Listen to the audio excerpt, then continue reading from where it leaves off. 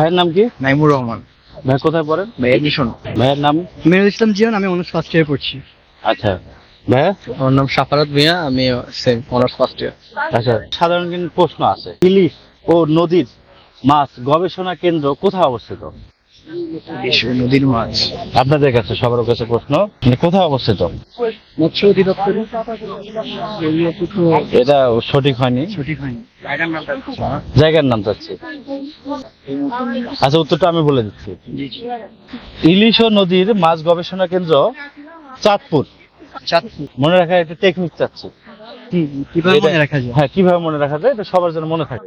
ইলিশ মাছ available চাঁদপুরে পাওয়া যায়, তো ওইভাবে একটা মনে রাখা যায় বা হ্যাঁ। মনে রাখার একটা নিয়ম করা যায়। কিন্তু মানে হ্যাঁ, অনেকে মনে থাকে না, সেটা কিভাবে মনে রাখা যেতে পারে। আমাদের পক্ষ থেকে একটা টেকনিক হচ্ছে, ইলিশ মাছ দাম কেমন? আকাশ ছোঁয়া না? জি অবশ্যই। একটু লক্ষ্য করে, ইলিশ মাছ কি আকাশ ছোঁয়া না? অবশ্যই। তাহলে আকাশ ছোঁয়া যদি হয়, আকাশে কি আছে? চাঁদ। চাঁদ। চাঁদ আছে। তাহলে উত্তর কি হবে? চাঁদপুর। চাঁদ। চাঁদপুর। Very interesting. স্বাদু পানির মাছ গবেষণা কেন্দ্র কোথায় অবস্থিত? সঠিক মনে আসতেছে না। সঠিক মনে আছে। আচ্ছা, আবার উত্তরটা বলে দিচ্ছি আমি।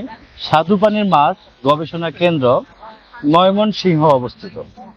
এখন আপনাদের টেকনিক একটা বলতে হবে যে কিভাবে মনে রাখা যায়। সময় 30 সেকেন্ড। ক্যাচ করতে পারতেছি না, আপনি একটু বলে দিলে ভালো হয়। স্বাদু পানি, পানির ভিতরেই আছে উত্তর। ওই যে ময়মনসিংহের সিংহের স দিয়ে। এই তো পেয়ে গেছেন আপনি, এই তো সুন্দর উত্তর। হ্যাঁ, আপনি দেখেন স্বাদু পানি, এই পানি, হ্যাঁ পানিতে পানিতে শিং মাছ আছে না? তাহলে ময়মনসিংহ।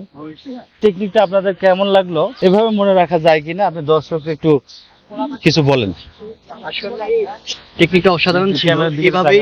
এভাবেই যে মনে রাখা যায়, আসলে আমরা এরকম ভাবে কখনো ভাবি নাই, অথবা আমাদের টিচাররা এইভাবে আমাদেরকে শিখায়নি। বাট খুবই ভালো লাগলো, আপনার থেকে কিছু নতুন জিনিস শিখতে পারলাম। ভবিষ্যতে যতগুলো মনে রাখবো, এরকম একটা টেকনিক ইউজ করে মনে রাখার চেষ্টা করবো। হ্যাঁ, মানে আপনি ওয়ার্ডের ভিতর থেকে যেন আনসারগুলো বের হয়ে আসে।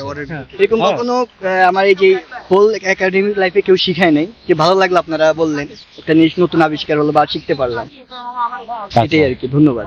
আচ্ছা, আপনি কিছু বলবেন? অনেক ভালো একটা ইন্টারেস্টিং এটা মানে আইডিয়া। আপনি যখন কোনো কিছু পারবেন না বা ফার্স্ট অফ অল আপনি জিনিসটা জানেন না, না জানলে তো এটা আউট অফ নলেজ, বাট জিনিসটা জানেন যে এখানে, বাট ক্যাচ করতে পারতেছেন না কিভাবে জিনিসটাকে এখন মাথায় আনবেন।